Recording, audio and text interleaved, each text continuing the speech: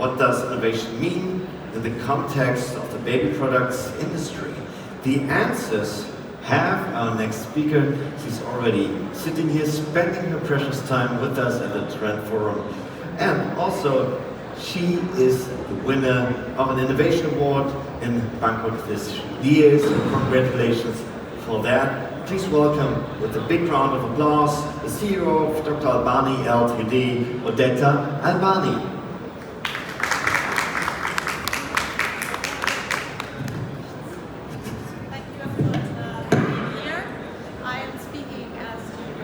Innovation in the baby industry, the baby products industry.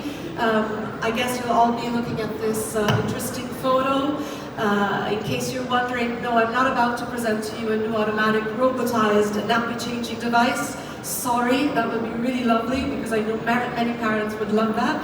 But I will speak to you about innovation generally in the industry. I need to... How do I click? Oh, here we go. Thank you. So first of all, a little bit about myself, because I guess not many people know me here. I've been in this industry not very long, relatively, only in the last 8 years, in the function of launching this product called BabyUp that you just heard won the award in Thailand for innovation in May. Kind+Jugend, Thailand. I worked with my father, who's a pediatrician, for 8 years to develop this product, and we've been in R&D mode all this time, and it's just launched in March. That's why it's probably the first time I see some of the faces here and that you see me. However, my career has always been in innovation and in the creative industries and in pushing the boundaries. As you can see, I was a singer-songwriter there that was in Italy in the 80s, the first girl band that was created in Italy.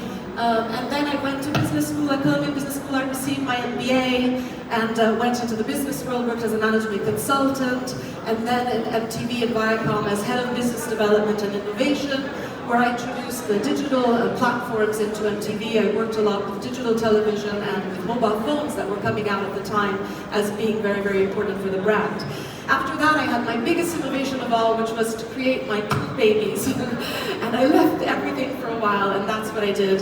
And I came back studying as a dietitian as well, so I've done many, many things in my life. But the last 8 years have been dedicated with my father to launch this product, BabyUp. Let's go to our industry. This is not breaking news. Unfortunately, we all know that the retail industry, baby products, durable industries in Europe and the US is a bit slowed down at the moment. This is because of lagging birth rates and a bit the economic situation, a little bit what happened with COVID and other factors. However, there are parts of the industry that are thriving still, and that's the baby food and the baby clothing industry, and other areas of the world such as Asia are growing. On top of that, this is a very crowded industry. I mean, we've seen here, we heard yesterday, there are almost 1,000 brands in this major fair alone, and they're not all here. Not all the brands are here. So we're talking about thousands and thousands of brands in this industry. To make a difference and to come out with something new is not easy. You really need to create a space. How do you do that? And how do you make a space into this industry? How do you launch something new when there's so much? Look around here. There is so much already. And here comes the question. What is innovation?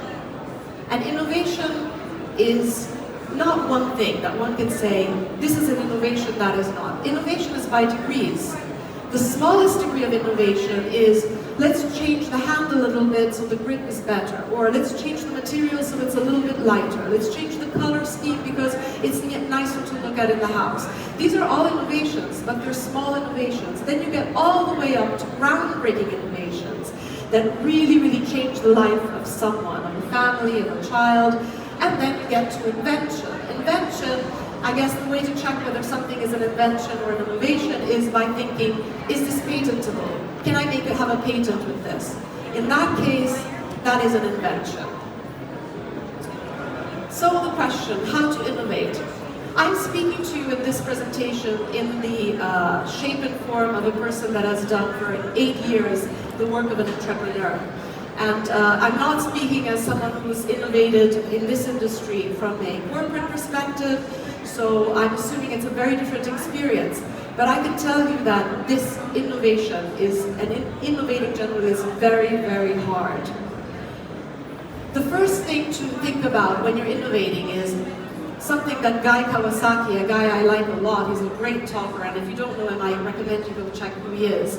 He says, when you innovate, you make meaning, not money. Because if you're out there looking for the next thing to make money, chances are you're not going to get it. Innovation really comes from need. Your need, your friend's need, your sister's, your children's need. You feel a need, something that is really, really missing, and you try to find a way to fill that need. And this is where real groundbreaking innovation comes from. I have a couple examples here that you can see from the industry. In 1932, the first baby monitor was invented. Why? Not because Zenith said, oh, let's create something that's going to make money. It's because the owner, the president of Zenith, called Eugene McDonald, witnessed a terrible, terrible news about a baby called the Lindbergh, it was a Lindbergh baby, the name of the last name of the baby. It was a famous kidnapping at the time, where a baby disappeared from the nursery while the parents were downstairs. This baby, 18-month-old baby, unfortunately was found dead 2 months later, even though the parents had even paid for the ransom. This terrified Mr. McDonald, and he decided that he wanted to create something to avoid this because he had a little girl. And this is where that need came from. And he was lucky enough to be president of Zenith, so it made it very easy for him to do this. Although, at $1998 at the time, which are about 500 equivalent dollars today, this was not a commercial success. And I will show you later why probably this was not a commercial success. The other great innovation that came slightly after that in the 1960s was the first sling. According to the internet, the person that invented the first sling is this Ann Moore. She was a nurse from Ohio, and a pediatric nurse from Ohio, and she witnessed a lot of the suffering of parents and a lot of crying of babies in America. Then she went to Africa with her husband, who was a pediatrician, and saw these African babies going around on their parents' bodies and totally happy. And she said, wow, this is really an incredible thing that I can bring back to the US and people can use it. And this is how that innovation happened. Another thing about innovation, as we talked about, there are various degrees of innovation. The real groundbreaking innovation is not about 10% improvement. It's about moving to the next curve. What is that next curve? And you will know what that next curve is, because you will know that it's a very, very difficult thing to create and to produce. And that's why nobody has done it yet. There's a dilemma in all of this. It's called the innovator's dilemma. When you do something so groundbreaking, you are producing something and launching something into a non-existent market. There are no customers. The market doesn't exist. You have to create the market. You need to explain to every one of those people that are out there that you know could be your customers. What is your product? Why should they buy it? Why they've never seen it before? Is it safe? Can it really help me? Does my friend have it? No. Who can I ask? You have to do so much work, and it's so difficult. It can take years and years and years. And this is why I dare to say that is why these small companies like ourselves and other small companies that you've seen around are the real innovators in the industry, because we're crazy. We don't know that when we're starting all of this. We just go, I have this amazing idea, I really think I can help people, I think I can launch something new. And instead, what we're doing is we're creating a situation where for years we're not going to see any results. For years we're not going to see any money. No big corporation, and I worked at MTV and Viacom, will launch something knowing that for 8 years they're not going to make any money. It's called shareholder benefits. They just won't do it. They have to look at profits. So there are very few large companies that will actually do something like that. Another problem, another barrier to innovation is, as Upton Sinclair said, never expect someone to understand change when their livelihood depends on not understanding it. So people, very intelligent people in the industry that have been in the industry for a long time, that are super smart, that have built the industry, when there's something that rocks the boat, something different, they cannot understand it. It's a dissonance in their mind. Look at these. This telephone has too many shortcomings to be seriously considered as a means of communication. The device is inherently of no value to us. This was Western Union in 1876-78. The wireless music box has no imaginable commercial value. Who would pay for a message sent to no one in particular? This was the response that David Sarnoff, who invented the radio, had when he went to his very intelligent financial associates to try to get investment in 1921. Two more, and then we'll move on. Television won't be able to hold on to any market it captures after the first 6 months. People will soon get tired of staring at a plywood box every night.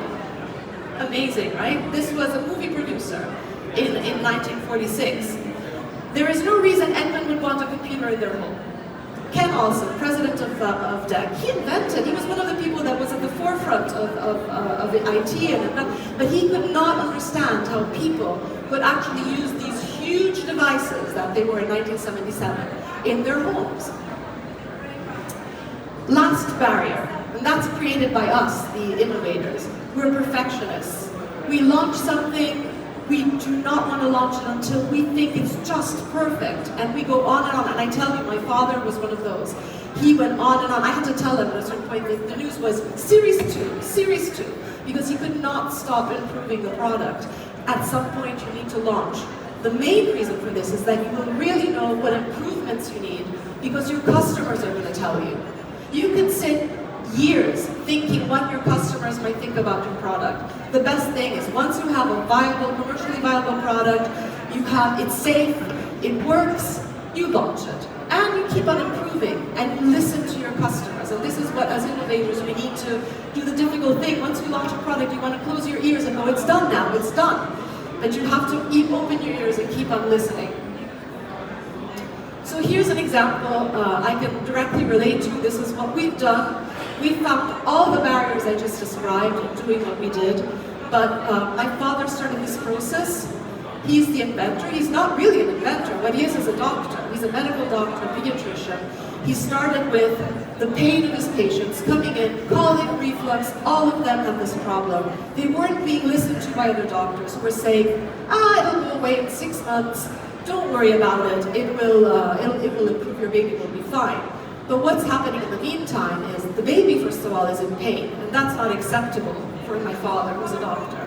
Number two, the families are destroyed, psychosocial issues, families not sleeping, people losing their jobs because they're not getting enough sleep, siblings on the verge of going crazy with the baby in the house screaming all day, people getting divorced, not wanting other kids. We have all of this. There's questionnaires about the effect of reflux in a family.